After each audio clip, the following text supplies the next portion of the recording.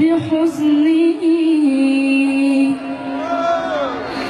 أبكيت حين رأيتني بعد البائس فر لوني أبكيت حين رأيتني بعد البائس فر لوني ورأيت فقرك حائلا بين الدواء الغالي وبيني ورأيت فقرك حائلا بين الدواء الغالي وبيني سامحت فقرك ما له ذنب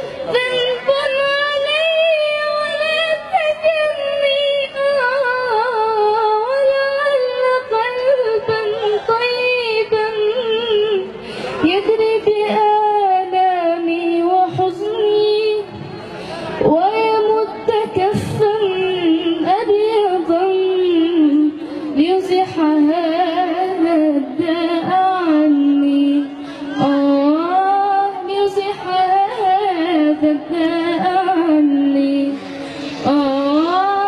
ليزح هذا الداء عني.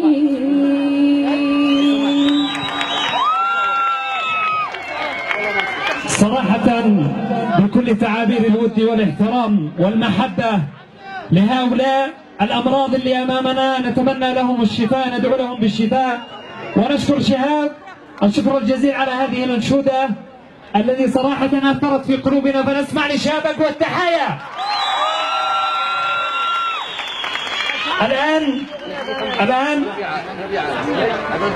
الآن جائزة يقدمها شهاب لهؤلاء المرضى ويمنحها لهم. المبلغ الذي أعطوه هذه المؤسسة لكي يحضر هذا المهرجان، شهاب يعلن أو يعلن بنفسه أنها تبرع منه لصالح مرضى السرطان. أسمع لهذا الفنان الكبير أقوى التحايا. الآن الأنشودة الختامية لهذا الفنان الرائع شهاب الشعراني، وسمعنا إن شاء الله. إيش؟ يا مستجيب للداعي. يا مستجيب للداعي، نسمع له أقوى تحية.